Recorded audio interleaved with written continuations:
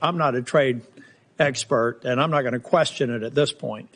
I do have a question about, at the end of the day, the other thing in management consulting we like to focus on is this concept of one throat to choke. In other words, when you're finally taking a look at a strategy, someone has to own it. And you can't say that it's the president or the vice president. So my first question to you, in this scenario, the decision maker who decided the alla prima approach, who has obviously had to have spent time anticipating what we saw in the markets and some of the pushback, I'm assuming this all got gamed out because it's a novel approach. It needed to be thought out. Whose throat do I get to choke if this proves to be wrong? Well, Senator, you can certainly always talk to me, but are you at the tip of the spear? Well, I'm at the tip of the spear for certainly. Did you propose the alla prima approach? So, first of all, I would push back, Senator, just a little bit on this. For now, we've excluded pharmaceuticals and semiconductors to take a different kind of approach. So let me get and we've excluded question. USMCA. Section 232 and 301, we know particularly Section 232 is still on aluminum. Section 301 is Chinese imports, where there's no other provider. I overheard you say that maybe, or I thought I heard you say in response to another question, that for the near term there won't be any exclusions. Is that true of China, where they have said the U.S. is unilaterally bullying and completely groundless and they're going to fight to the end?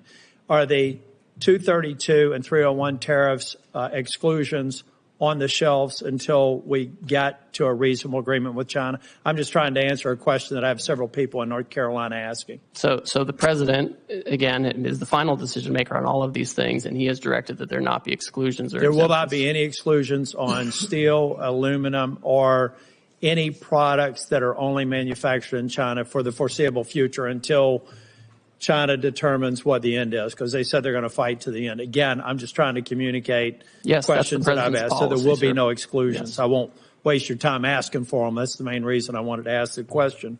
So again, I'm just trying to get my head around the logic of an alla prima approach, and I'm waiting to be. I'm waiting to see it be successful. But it just seems like we've decided to begin a trade war on all fronts, and that's okay if the person who thought this through has an answer for why you go after partners that we have a very long storied relationship with. Maybe we give some developing countries a break because we're trying to actually get their economies functioning, make them look to the West versus to Chinese investment. So it just seems like, I'm getting my head around the alla prima approach. I'm not condemning it because I'm not a trade expert, but I still, at some point, and I understand that you are the trade rep. So if you own this decision, then I'll look to you to figure out if we're going to be successful. If you don't own the decision, I'm just trying to figure out whose throat I get to choke if it's wrong, and who I put up on a platform and thank them for the novel approach that was successful if they're right. Donald Trump is single-handedly driving this economy off a cliff. With no evidence to back him up, he's claimed emergency authorities to slap new tariffs on nearly every product we import from nearly every country. But Congress has the power to reverse these tariffs, and we should do so immediately. Tariffs can be a tool to help build things in America, but Trump has slapped tariffs on, then off again with no rhyme or reason. And the uncertainty about the long-term rules makes companies far less likely to invest in manufacturing or jobs here in the United States. If Congress doesn't stand up to Trump, economists predict a recession before the end of the year. And Fed Chair Jerome Powell says we're in a real danger of, quote, both higher unemployment and higher inflation. Translation, Trump's tariffs will push millions of workers out of jobs and push prices up at the same time. So, Ambassador Greer, we've heard a lot of conflicting statements about whether these tariffs are here to stay, how many more rounds of on-off we're going to do. So let me ask the question from a different perspective. Ambassador Greer, we lost 700,000 jobs each month in the last recession.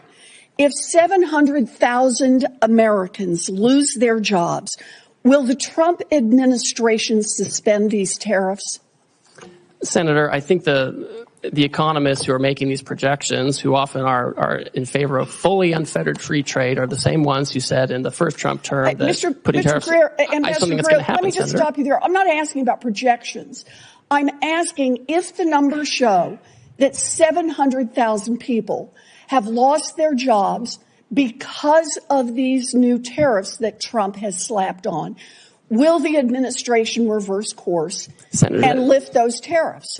Senator, that's not going to happen. We've lost 5 million manufacturing jobs over the years, which is the number I'm most worried about, and we have to get those jobs back. So I take that as a no. Let me try another one. Moody's says that if the Trump tariffs remain in place, we will definitely plunge into a recession, which will ultimately cost 3.5 million Americans their jobs. So, Ambassador Greer, if Trump's tariffs push 3.5 million people out of work, will the Trump administration reverse course and lift those tariffs? Senator, the Wall Street analysts are wrong. They never want to have any kind of change to the status quo. Right or but wrong. That's who you're quoting to me, I'm giving Senator. you a number. If the number is 3.5 million, if it never comes to pass, you don't have to worry about your answer.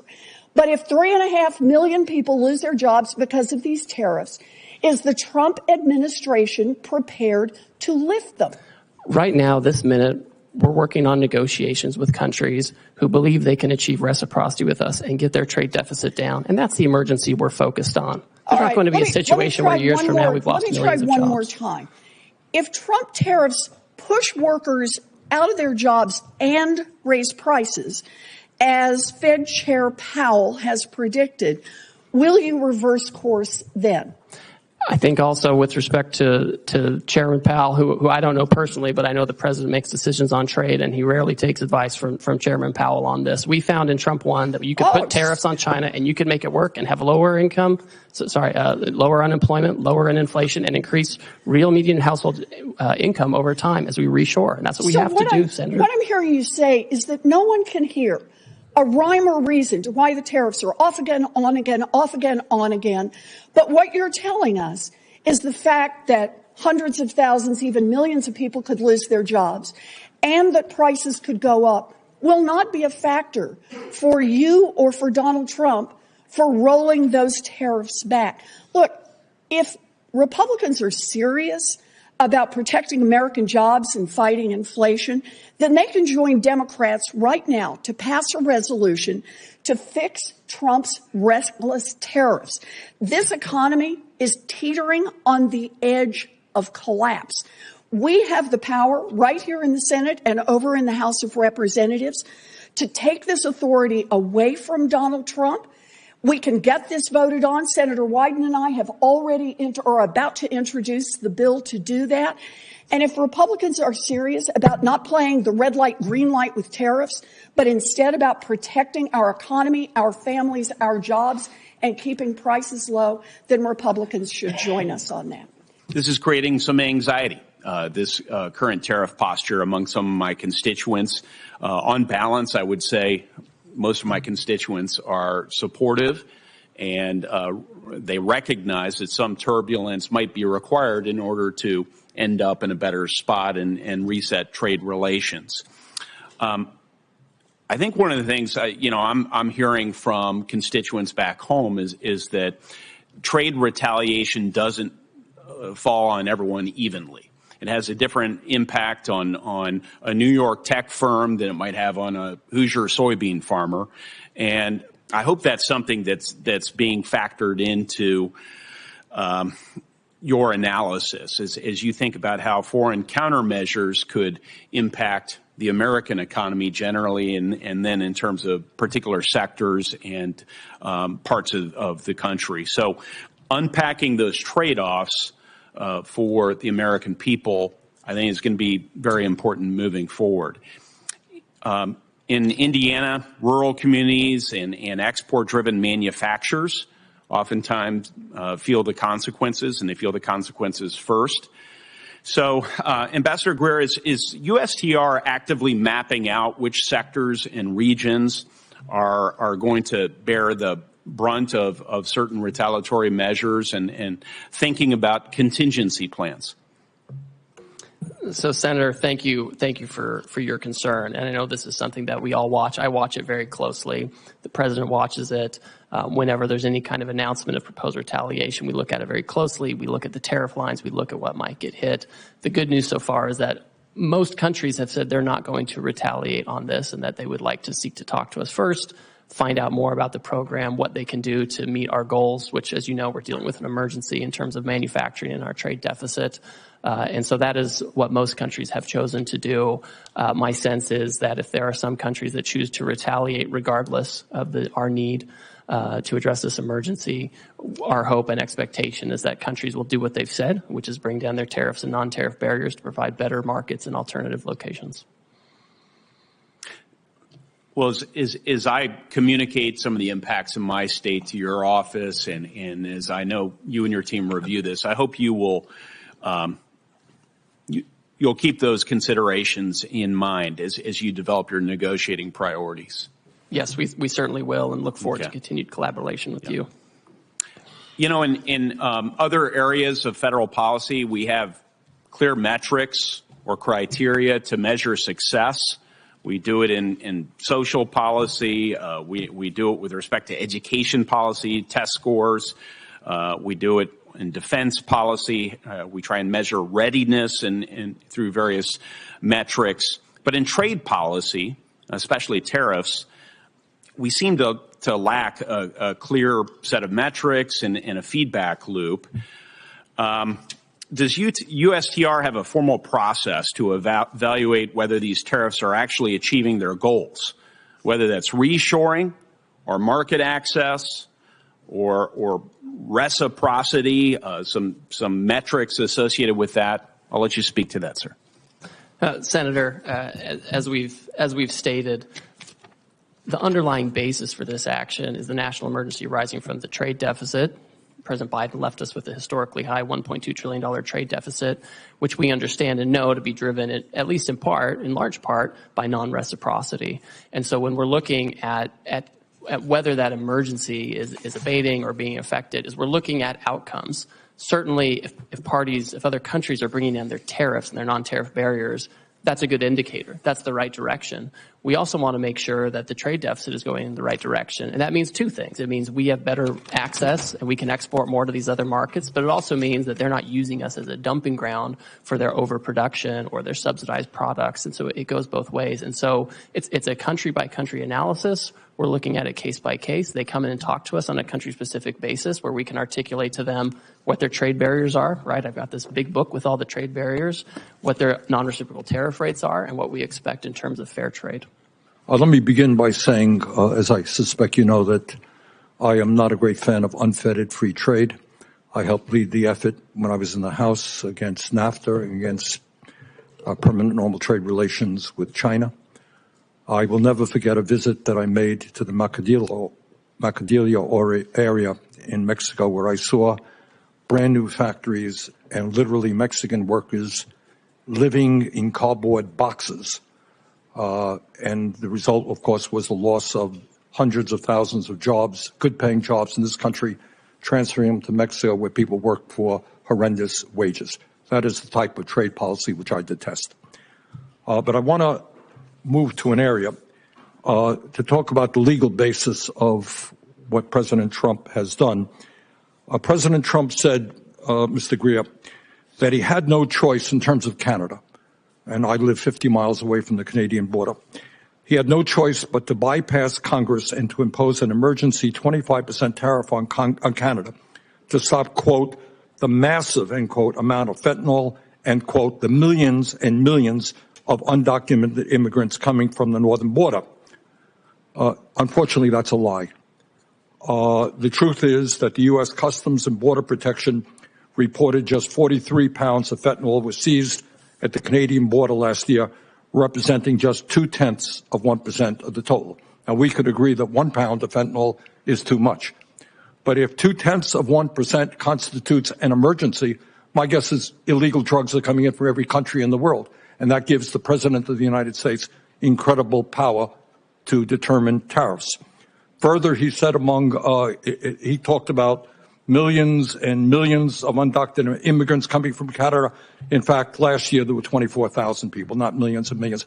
First question, really, we can argue about tariffs, but why does the president have to lie all of the time in order to make his point? So, Senator, I would just refute that when the president is talking about the nature of the emergency we have. I mean, could you talk a little bit closer into the mic, please? Certainly. Senator, I would just say, I think you need to look at what the president issued in terms of the order for the legal basis for what we're doing, right? I mean, the president very rightly hit on this issue of fentanyl migration coming from northern southern borders, and it's a real emergency. Drugs are a real emergency. 0.2%. You can then argue illegal drugs come from every country in the world. If you declare that as an emergency, you're giving the President of the United States unbelievable power. Let me go on that point. Let me mention to you what you probably know. 7 Republicans have joined a number of Democrats on legislation reasserting Congress's ability to play an active role in trade and tariffs. That, on the Republican side, was led by Senator Grassley. And he said, and I quote, "For too long, Congress has delegated its clear authority to regulate interstate and foreign commerce to the executive branch, et cetera, et cetera." He wants to reassert Congress's constitutional role and ensure Congress has a voice in trade policy, end of quote. In the last 2 weeks, all we have seen is reports in the newspaper. Congress has not had 1 ounce of authority in determining tariff policy. Do you think Congress should be completely left out of the process? Or does the president have emergency power to do anything he wants with regard to tariffs? Senator, my staff has had over 200 meetings with congressional offices in the past 2 months to consult. The president's been very transparent about what he wants to do on tariffs. Congress delegated the law to him to take this action. Mr. Greer, you can have all the meetings you want. You and I had a nice meeting. But at the end of the day, the president did exactly what he wanted to do without any discussion, formal discussion with members of Congress. He could make recommendations to Congress, that's for sure. Do you really think that he has the power under an emergency degree to reorder the trade world, global trade policy, without any input from the United States Congress?